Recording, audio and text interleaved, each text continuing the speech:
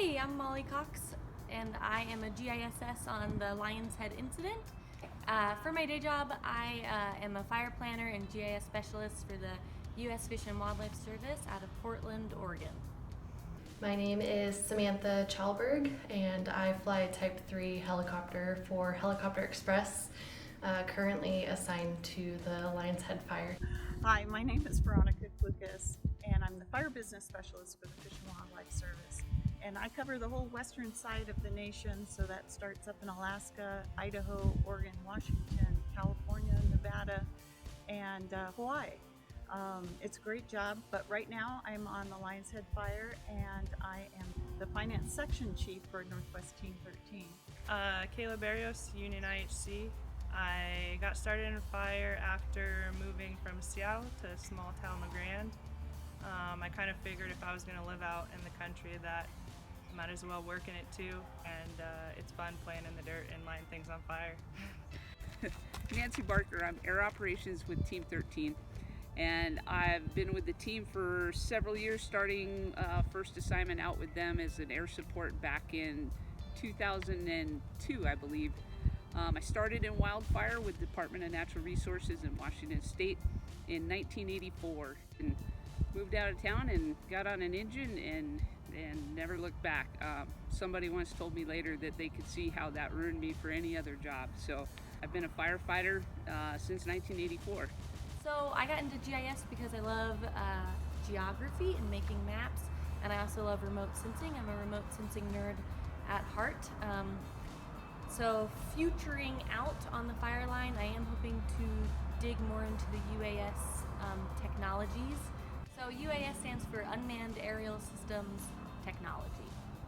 And it's a blending of robots that fly in the air, but also the remote sensing sensors that are attached to those aircraft.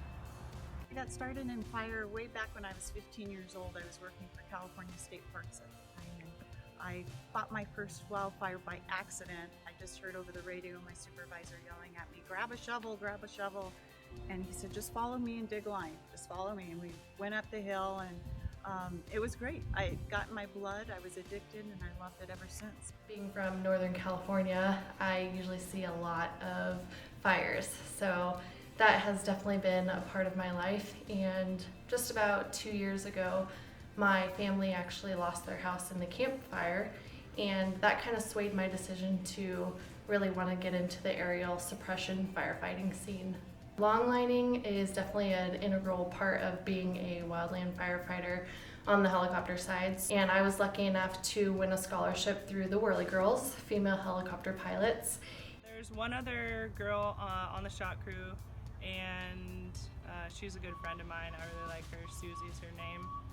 And yeah, I've worked with a few. They're few and far between, definitely. It was interesting. I was always the only female on my crews, but I didn't care. I mean, I'm 6'1" and I could carry my weight, and I certainly could carry a saw and use it well.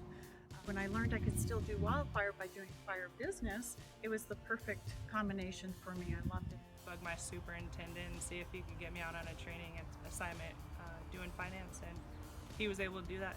So here I am. Make a game plan for after I'm done hot shotting, and since I went to school for business, I like finance and numbers. Seems like in the last 10 years, I've seen those numbers kind of dwindle, and there are not as many women in operations as there used to be. I'm pretty passionate about that because I think I had some really strong role models when I was coming up through the ranks, and it saddens me when I think that there aren't as many women staying in wildfire as are starting out in wildfire. You definitely have to tow your weight as a woman, for sure. And there are times you are sweating blood almost because you are working so hard. Going out there and getting to do water drops and buckets are always fun, and I really enjoy hearing from the ground crew, especially when you hit a spot. That's always a good, successful thing, you get a little excitement hearing spot on, or that was exactly where we wanted it, so that's always nice to hear.